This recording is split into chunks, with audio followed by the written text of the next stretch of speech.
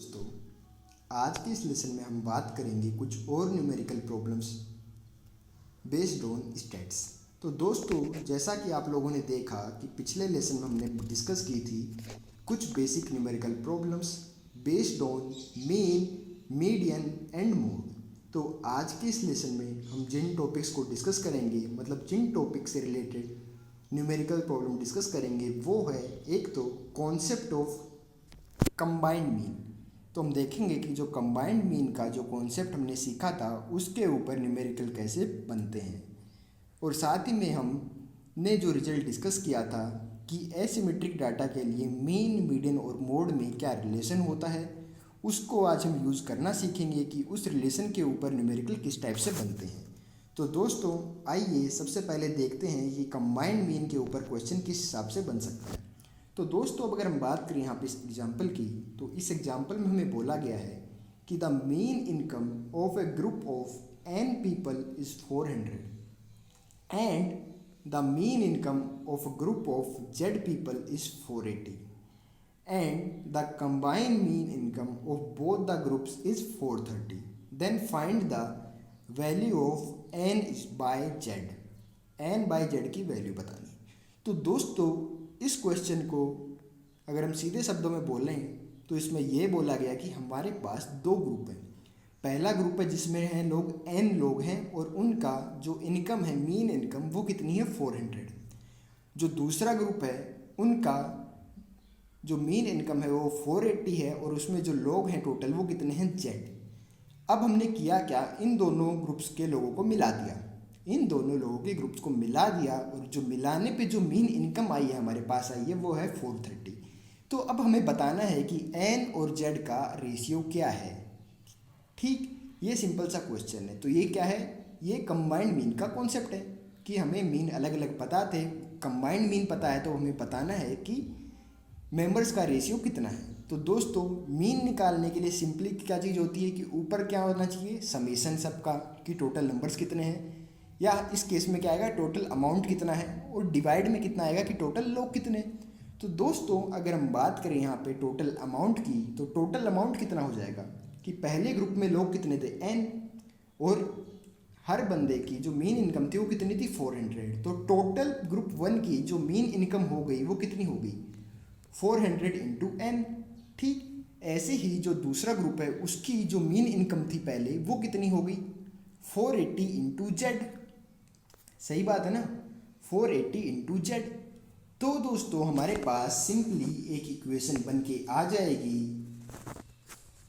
और वो इक्वेशन आप लोग देख सकते हैं कि हमारे पास क्या आएगी कि हमारे पास क्वेश्चन में दिया गया था कि x1 से लेके xn बाई n, ये क्या है मीन इनकम ऑफ पहले ग्रुप की। तो पहले ग्रुप में n लोग थे तो उनका हमने क्या किया कि x1 से लेके xn क्या है उनकी इनकम से उनका हमने समेशन किया, और n वो टोटल लोग थे तो उससे डिवाइड किया, तो ये मीन इनकम थी हमारे पास 400। ठीक, ये हमारी इसको नाम दे दिया हमने इक्वेशन नंबर 1।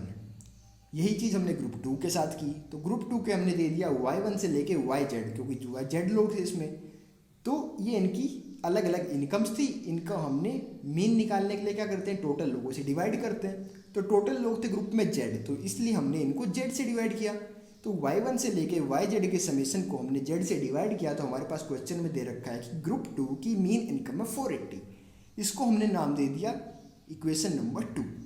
अब दोस्तों, कंबाइंड मीन इनकम, हमने जब इन लोगों को कंबाइन कर दिया दोनों ग्रुप को, तो कंबाइंड मीन इनकम दे रखी है 430। अब दोस्तों, अगर हमने दो ग्रुप्स को कंबाइन किया जिसमें पहले ग्रुप में थे लोग n लोग थे, जो दूसरा ग्रुप था उसमें z लोग थे, तो कंबाइन करके जो नया ग्रुप बन रहा है उसमें टोटल नंबर ऑफ पीपल कितने होंगे, उसमें टोटल नंबर ऑफ पीपल हो जाएंगे हमारे पास n प्लस z, क्योंकि पहले ग्रुप में थे n, दूसरे ग्रुप में थे z, दोनों को जोड़ दिया तो n प्लस z टोटल लोग हो गए। तो आपको पता ही है कि मीन निकालने के लिए नीचे तो क्या आता है कि टोटल लोग कितने थे, तो नीचे तो हमारे पास डिनोमिनेटर में आ जाएगा n प्लस जेड। अब ऊपर हमारे पास क्या आएगा, ऊपर हमारे पास न्यूमरेटर में वो चीज़ आएगी कि टोटल इनकम कितनी है। तो टोटल इनकम आप देखोगे कि जो पहला ग्रुप था n लोगों का, उसकी इनकम क्या थी x1 से लेके xn, ये उनकी इनकम थी। पहले बंदे की x1 थी, दूसरे की x2 थी, n लोग थे तो ऐसे xn तक इनकम थी। दूसरे ग्रुप की इनकम क्या थी y1 से लेके yz तक, क्योंकि उसमें जेड लोग थे, तो पहले बंदे की इनकम Y1, दूसरे की Y2, जेड वाले की आई YZ, यहाँ पे YZ आएगा, सॉरी, ठीक, ये आया YZ। तो ये होगी इनकी इनकम।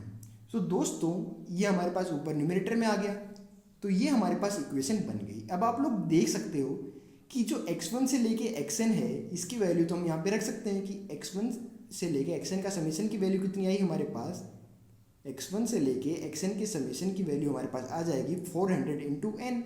तो इस चीज़ को हमने यहाँ से इस चीज़ को रिप्लेस कर दिया 400n से। सिमिलरली y1 से लेके yz तक की जो वैल्यू है, इसकी वैल्यू क्या आ जाएगी हमारे पास 480 इंटू जेड।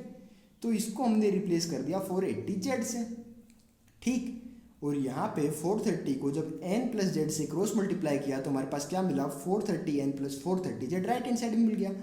तो अब इस इक्वेशन को सिंपली जब हम सोल्व कर रहे हैं तो हम लोग देख पा रहे हैं कि हमारे पास क्या आ रहा है, 50z इक्वल्स टू 30n। तो आप लोग देख सकते हो कि z/n का जो रेशियो है हमारे पास वो कितना आ रहा है, 3:5। तो दोस्तों कंबाइंड मीन का ऐसे हम आसानी से सवाल कर सकते हैं। तो दोस्तों ये चीज़ आपको लेंदी इसलिए लगी होगी क्योंकि ये मैं आपको एक्सप्लेन कर रहा हूँ। अगर आप खुद करोगे तो खुद आपको पता ही है, आप अपने आप ये सब स्टेप लिखोगे नहीं, आप लिख दोगे कि x1 से लेके xn का हो जाएगा 400n, आप सीधा स्टार्ट ही यहाँ से करोगे, क्योंकि आपको कॉन्सेप्ट पता होगा तो आप सीधा यहीं से स्टार्ट करोगे, आपको दिक्कत ही नहीं आएगी।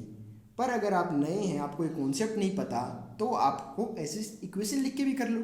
क्यों? क्योंकि क्वेश्चन करने के लिए हमें 2 मिनट मिलते हैं जेईई मेंस में, तो हमारे पास काफ़ी टाइम है कि अगर हम इक्वेशन लिख के भी अगर सही करेंगे तो 4 नंबर के लिए 2 मिनट देना कोई बड़ी बात नहीं है, हम देने को तैयार हैं। वैसे इस टाइप के क्वेश्चन में 2 मिनट नहीं लगेंगे, हमारा टाइम बेहद बच जाएगा। तो दोस्तों आइए देखते हैं अब अगली प्रॉब्लम।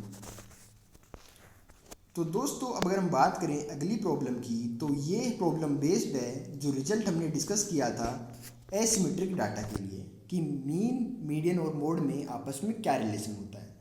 तो वहाँ पे मैंने आपको बताया था कि फॉर्मूले को याद कैसे करना है, क्योंकि मीन, मीडियन, मोड को 1:2 में इंटरनली आप डिवाइड कर दो, आपके पास फॉर्मूला आ जाता है। ये चीज़ मैंने आपको वहाँ पे रिजल्ट वाले में बताई थी। तो आप लोग देख सकते हो, जिन्होंने पुराने वीडियोस नहीं देखे हैं वो आप पुरानी वीडियोस देख सकते हो, क्योंकि हर चीज़ आपस में रिलेटेड है। स्टार्टिंग की कुछ वीडियोस में हमने कॉन्सेप्ट डिस्कस कर लिए हैं, सारे फॉर्मूले डिस्कस कर लिए हैं, अब बस हम उनके न्यूमेरिकल्स देखेंगे बारी बारी से, स्टेप बाय स्टेप। तो दोस्तों आइए अब देखते हैं इस क्वेश्चन को। तो दोस्तों अगर हम बात करें इस क्वेश्चन की, तो इसमें हमारे पास बोला गया है for a skew symmetric data mode equals to 60, mean equals to 66, find median. तो ये सिंपल है, सिंपल सा क्वेश्चन है कि मोड पता है, मीन पता है, मीडियन पूछा है।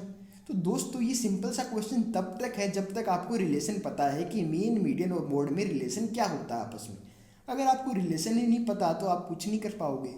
बाकी लोग कर देंगे क्योंकि उनको भी याद होगा, क्योंकि एक सिंपल सी लाइन है, उसको अगर आपको पता है तो वैल्यू रखी, बस आंसर आ गया। तो दोस्तों मीन, मीडियन और मोड में जो रिलेशन होता है वो इस हिसाब से आप याद कर सकते हो, क्योंकि जो मीन, यहाँ पे ये मीडियन और ये मोड, ये 1:2 में आपस में डिवाइड होते हैं। तो आप इस फॉर्मूले से, इंटरनल डिवीजन के फॉर्मूले से आप याद रख सकते हो। तो आप लोग जब ये ऐसा करके देखोगे तो आप देखोगे कि हमारे पास जो रिलेशन आता है मीन, मीडियन और मोड के लिए, वो हमारे पास आता है thrice median equals to mode plus 2 mean. इस फॉर्मूले को भी आप अपने हिसाब से याद कर सकते हो कि mode equals to 3 median minus 2 mean, या 3 median minus mode upon 2 equals to mean. आपको जिस लैंग्वेज में या जिस टाइप से आप उसको याद करना चाहिए याद कर लीजिए, क्योंकि ज़रूरी है। क्या पता सिंपल सा यही क्वेश्चन पूछ लिया जाए, तो आपको अगर रिलेशन याद होगा तो 30 सेकंड में क्वेश्चन खत्म, अदरवाइज आप सोचते रह जाओगे करेंगे क्या।